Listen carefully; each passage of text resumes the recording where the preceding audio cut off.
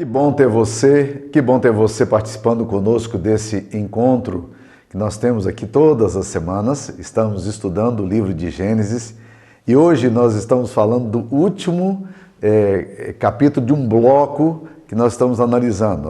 Trabalhamos o livro de Gênesis na perspectiva das origens, a criação, o propósito da criação, depois entramos na questão dos desencontros, a queda da raça humana e as consequências que isso trouxe, e entramos numa sessão chamada de espiritualidade, quando nós falamos dos conflitos de fé, conflitos de esperança, anseios do coração do homem de Deus e do homem que está em busca de Deus. Se você está acompanhando até aqui, obrigado, você tem tido bastante paciência, espero que você esteja também sendo edificado. E na semana que vem, entraremos num outro bloco chamado relacionamentos. Nós vamos estudar um pouco os relacionamentos humanos no livro de Gênesis. Seja bem-vindo, participe conosco. Eu queria começar esse encontro nosso lendo um texto de Isaías, capítulo 40, versículo 25, que diz o seguinte: A quem, pois, me comparareis para que eu lhe seja igual? Diz o Santo. Levantai ao alto os olhos e vede. Quem criou essas coisas? Aquele que faz sair o seu exército de estrelas, todos bem contadas, as quais ele chama pelo nome, por ser ele grande em força e forte em poder, nenhuma só vem a faltar. Por que, pois, dizes, ó Jacó, e falas, ó Israel, o meu caminho está encoberto ao Senhor, e o meu direito passa despercebido ao meu Deus? Não sabes, não ouviste, que o eterno Deus, o Senhor, o Criador dos fins da terra, nem se cansa, nem se fatiga, não se pode esquadrinhar o seu entendimento. Faz forte ao cansado e multiplica as forças ao que não tem nenhum vigor. Os jovens se cansam e se fatigam, e os moços de exaustos caem.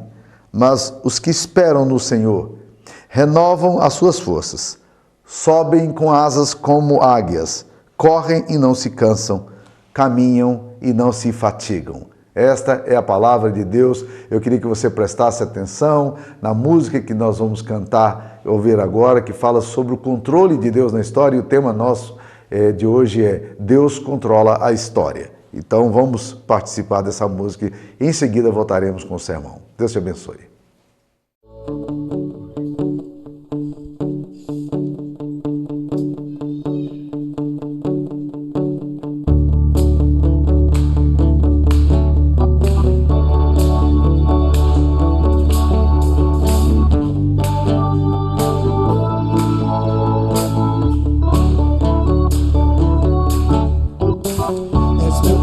E nada faltarás, as águas calmas me levarás, trazendo paz ao meu viver.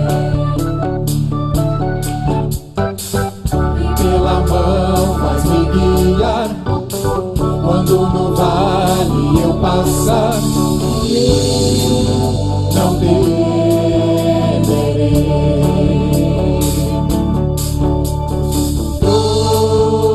Tu estás no controle, tu estás no controle, tu estás no controle, tu estás.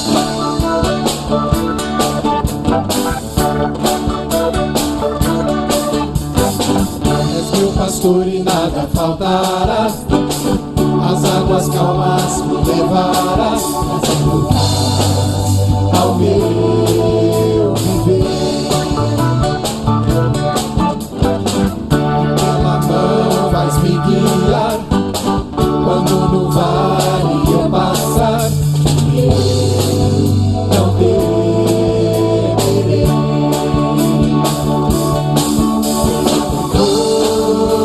Tu estás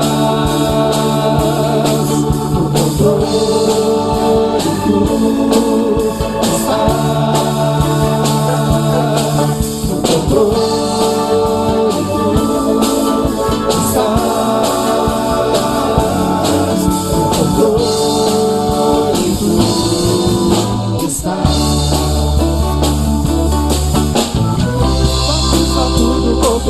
para o bem, pois o plano é soberano, tens e tu sabes quem eu sou.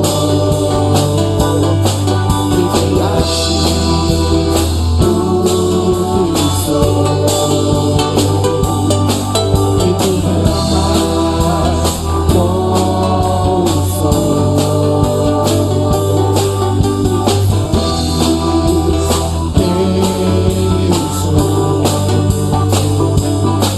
Me criaste, tu que sou, e tu me amas como sou.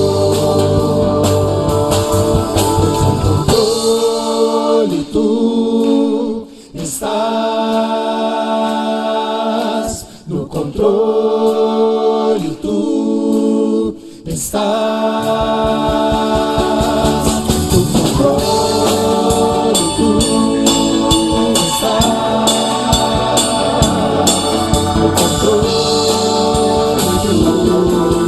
estás.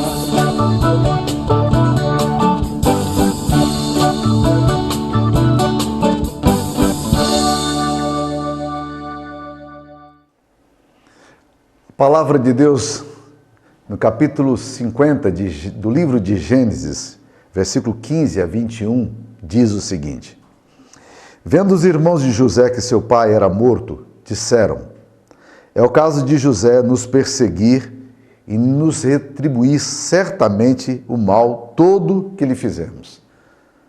Portanto, mandaram dizer a José: Teu pai ordenou antes da sua morte, dizendo: Assim direis a José: Perdoa, pois, a transgressão de teus irmãos e o seu pecado, porque te fizeram mal. Agora, pois, te rogamos que perdoes a transgressão dos servos do Deus de teu pai. José chorou enquanto lhe falavam. Depois vieram também seus irmãos, prostraram-se diante dele e disseram: Eis-nos aqui por teus servos. Respondeu-lhes José: Não temais. Acaso estou eu no lugar de Deus? Vós, na verdade, intentastes o mal contra mim. Porém, Deus o tornou em bem para fazer como vedes agora, que se conserve muita gente em vida. Não temais, pois, eu vos sustentarei a vós outros e a vossos filhos. Assim os consolou e lhes falou ao coração. Esta é a palavra de Deus. Você não é o que você diz que é, e nem mesmo você é aquilo que você pensa que é. Você é aquilo que você faz. Esta é uma afirmação do Paul Tripp, que nos mostra que aquilo que cremos é aquilo que, na verdade, nós fazemos. O homem vive de acordo com aquilo que crê. Eu vou contar uma ilustração para vocês, ela é bem longa, mas eu acredito que vale a pena. É a história de Hiroo Onoda, um soldado japonês de guerra desde os 20 anos. Onoda lutou com tanta devoção que não percebeu que a guerra acabou e continuou lutando. Em dezembro de 1944, Onoda foi enviado às Filipinas. Sua missão, descrita em nota pelo major Yoshimi Taniguchi, era a seguinte: ele precisava manter-se vivo. Um trecho da nota, em uma tradução livre, diz: Isso pode levar 3 anos, pode levar 5, mas aconteça o que acontecer, nós vamos voltar até você. Em outubro de 1945, Onoda e seus soldados ouviram alguém anunciando aos gritos que a guerra havia acabado, pedindo que todos os soldados se apresentassem. Onoda pensou que o aviso era, na verdade, uma armadilha. Para ele, não fazia sentido que o Japão tivesse perdido a guerra tão rapidamente. Ele não tinha ouvido falar das bombas de Hiroshima e Nagasaki. Após algum tempo, um avião sobrevoou a ilha e jogou alguns folhetos para informar aos possíveis soldados japoneses presentes na ilha uma tentativa de encontrá-los, e Onoda, mais uma vez, desconfiou da veracidade das informações. Depois da primeira distribuição de folhetos, mais alguns foram lançados, agora acompanhados de jornais, com notícias a respeito do fim da guerra, fotografias, cartas escritas pelos familiares dos soldados. Feito esse contato, alguns delegados de guerra chegaram a entrar na ilha pedindo que os soldados escondidos aparecessem, contando-lhes sobre o fim da guerra e convidando-os para voltar para casa. Anos se passaram e a pequena tropa de Onoda, formada por 4 soldados, continuou escondida. Com o passar do tempo, mesmo vendo que outras pessoas estavam circulando livremente, usando roupas comuns, Onoda continuou a achar que se tratava de uma tentativa de sabotagem. Aos poucos, 2 membros do grupo de Onoda saíram, restando ele e apenas um companheiro. Os 2 viveram escondidos por 17 anos na Filipina. Eles acreditavam ainda que, eventualmente, mais tropas japonesas apareceriam e eles teriam um confronto e que o Japão enviaria também soldados, mais soldados para o treinamento. Após 27 anos de fuga, o parceiro de Onoda, o último que tinha ficado, morreu numa briga com uma patrulha filipina. A morte desse soldado serviu de alerta ao governo japonês, que acreditava até então que todos os soldados japoneses já tinham retornado à sua terra ou estavam mortos. O mais irônico vem a seguir. Quem de fato encontrou Onoda foi um estudante que, em 1974, decidiu viajar para alguns lugares do mundo. Um dos seus objetivos era encontrar um panda, um urso panda, o tenente Onoda, que ele tinha ouvido falar, e o abominável Homem das Neves. Bem, ele não encontrou nem o panda e nem encontrou o abominável Homem das Neves, mas o tenente ele encontrou. É claro que Onoda se recusou a acompanhar o estudante. Afinal, seu comandante havia dito há 29 anos atrás que voltaria para buscá-lo, independentemente do que acontecesse. O estudante voltou ao Japão, procurou o comandante-major Taniguchi, e que enviou Onoda às Filipinas, pedindo para que ele voltasse lá e buscasse, caso contrário ele não retornaria. Taniguchi foi até Onoda e contou que a guerra, de fato, havia acabado e ele estava finalmente liberado para voltar ao Japão. Onoda ficou visivelmente revoltado ao analisar toda a situação e pensar no tempo que perdeu, escondendo-se de inimigos que nem mesmo existiam mais. Em nota, ele disse que se sentiu um tolo e que tudo à sua volta estava negro como em uma tempestade.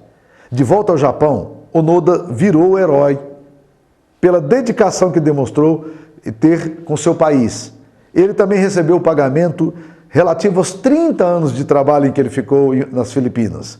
Com dinheiro, pasmem vocês, ele mudou-se para o Brasil, onde comprou uma chácara e se casou. Ele também escreveu um livro a respeito dos seus 30 anos de guerra. Em 1984, Onoda voltou ao Japão. Ali ele criou uma escola para ensinar técnicas de sobrevivência e independência aos jovens do seu país.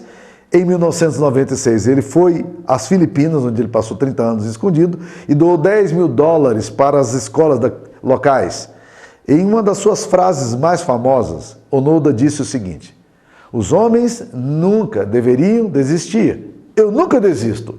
Eu odiaria perder. Estão percebendo como, na verdade, nós vivemos de acordo com aquilo que cremos? Onoda cria que a guerra não tinha acabado e que ele tinha que continuar lutando. Por isto, é certo afirmar que os homens se parecem com os seus deuses. A nossa teologia é que decide a nossa ética. A nossa filosofia de vida é que determina o nosso comportamento.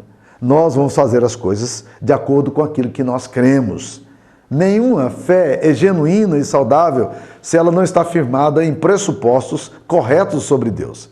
Se você tem uma visão equivocada de Deus, certamente você vai ter uma ética e uma atitude de vida complicada.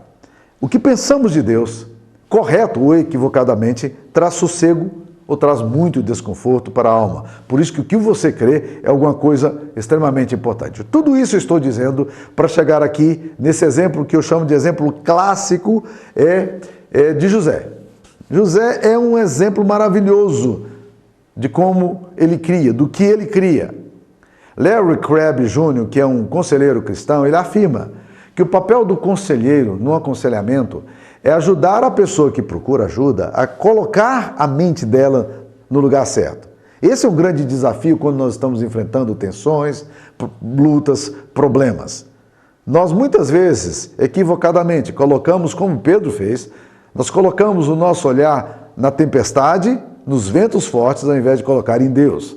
E se você coloca a sua visão nas coisas, nas circunstâncias e não no eterno, a tendência natural sua será realmente instabilidade.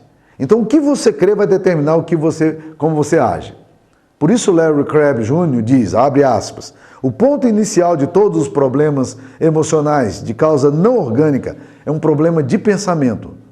Uma crença errada sobre como as necessidades pessoais devem ser supridas.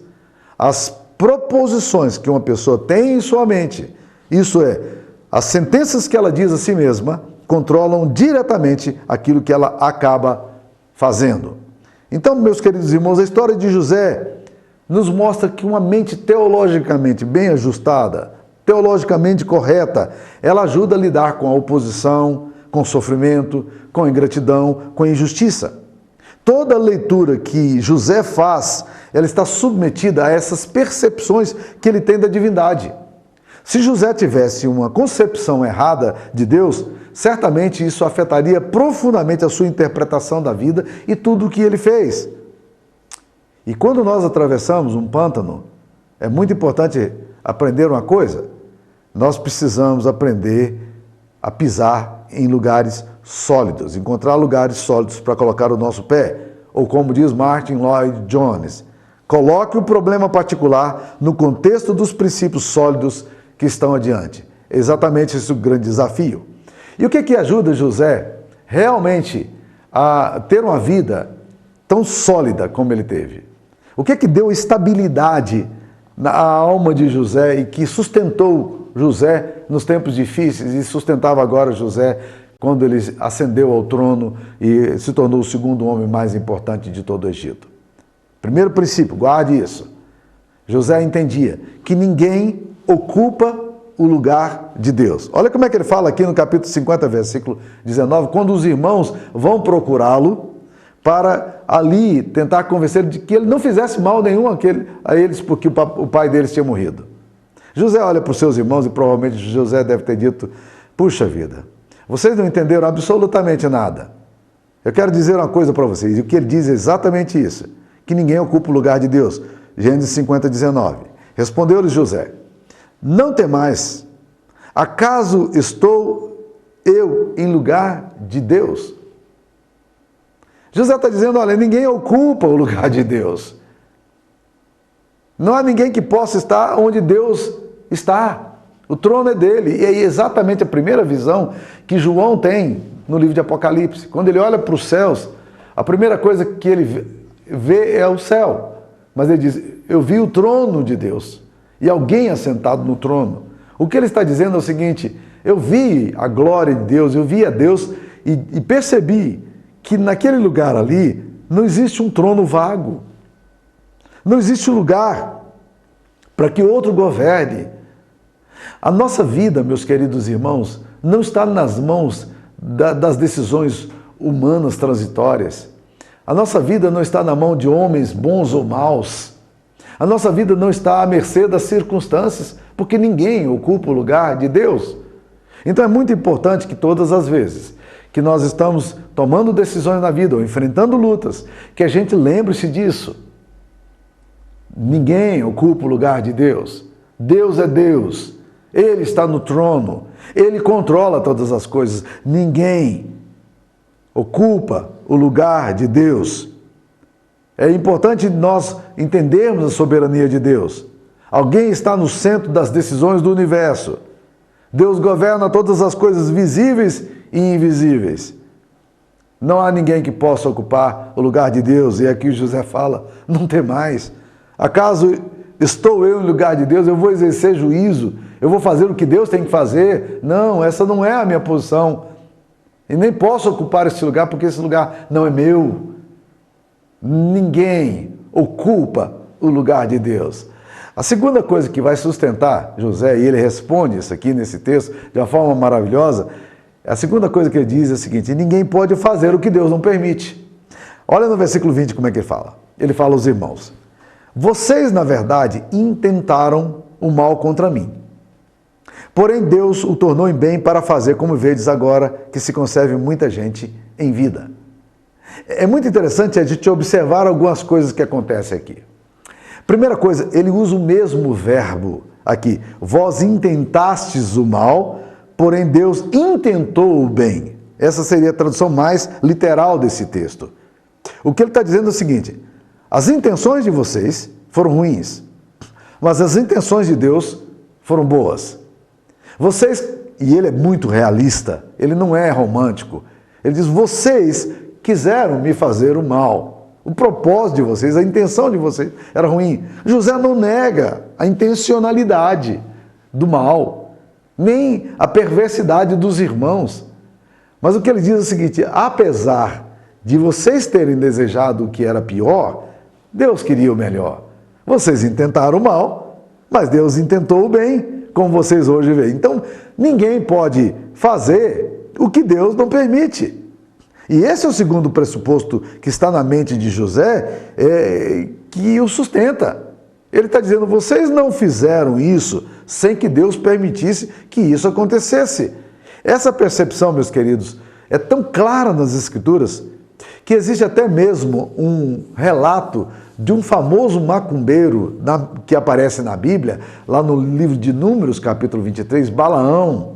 Balaão é um macumbeiro respeitado na região, um homem espiritualizado, um homem assim complicado, uma personalidade complicada, e ele tinha certos poderes espirituais, ele controlava as coisas, as pessoas tinham medo dele. E então, quando Balaque vê o povo de Deus chegando na terra de Canaã, e ele ficava no caminho desse povo que haveria de chegar ali em Canaã, do povo de Deus que estava vindo do Egito, ele disse: olha, não vai adiantar, o meu exército é muito menor do que o exército de Israel.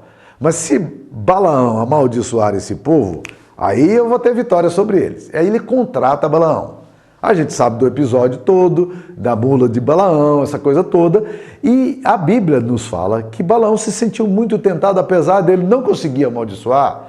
Ele se sentiu muito tentado a amaldiçoar, e tentar e insistir nessa coisa. E aí, quando Balaque faz maiores ofertas a Balaão, o rei Balaque oferece a Balaão mais dinheiro, mais fortuna, mais tesouro para ele amaldiçoar, ele cobiçoso e ambicioso, ele resolve amaldiçoar. Mas quando ele estende a mão, ele só abençoa o povo. Aí Balaque, que o tinha contratado para amaldiçoar, diz: ei, qual é a sua? Eu estou lhe pagando um alto preço para você amaldiçoar esse povo e eu estou vendo que você está só abençoando. Aí ele diz assim, ele diz a Balaque: como posso amaldiçoar a quem Deus não amaldiçoou? Como posso denunciar o que Deus não denunciou? Eis que para abençoar recebi ordem. Ele, Deus, abençoou e não o posso revogar. Pois contra Jacó, olha que coisa linda, contra Jacó, contra o povo de Deus, não vale encantamento, não vale macumba, não vale adivinhação contra Israel. Agora se poderá dizer de Jacó e de Israel: que coisas tem feito Deus por esse povo. Vocês estão entendendo, meus queridos irmãos? Ninguém pode fazer o que Deus não permite. José tem essa convicção clara. Quando as coisas acontecem para ele, ele diz: olha, está muito pesado, está difícil, mas eu sei que as coisas não acontecem sem a permissão de Deus. Então Deus vai usar tudo isso para a glória dele.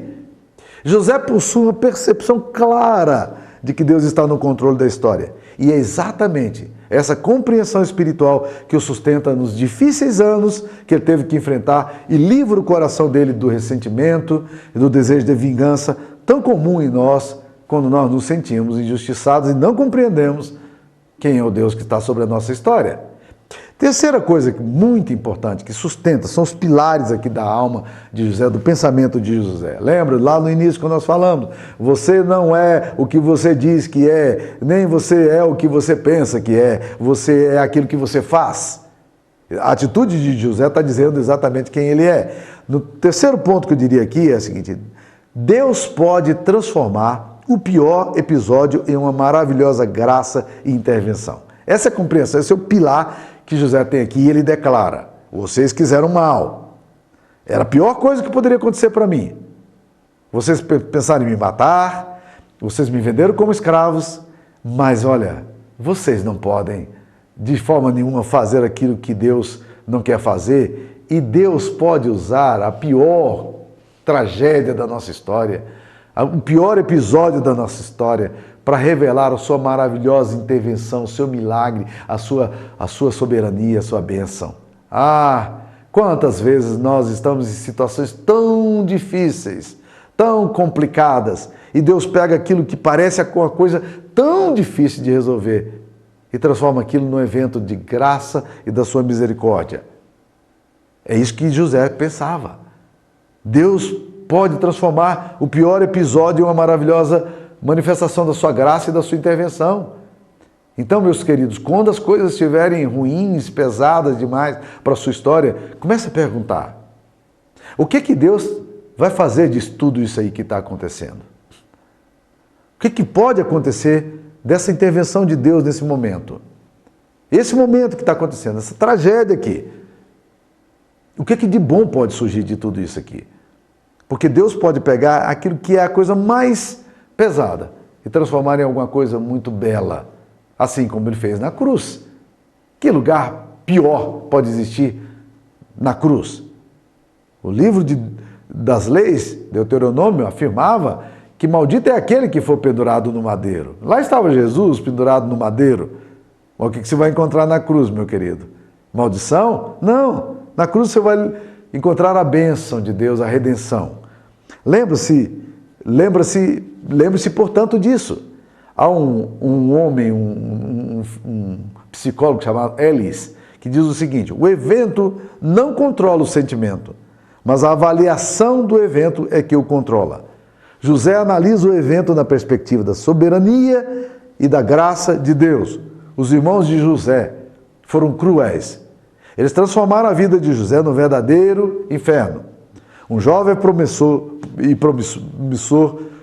garoto de uma família é aí vendido como um escravo, como um Zé Ninguém, como ninguém. O que poderia ter passado na mente de José nesses tempos de afastamento familiar?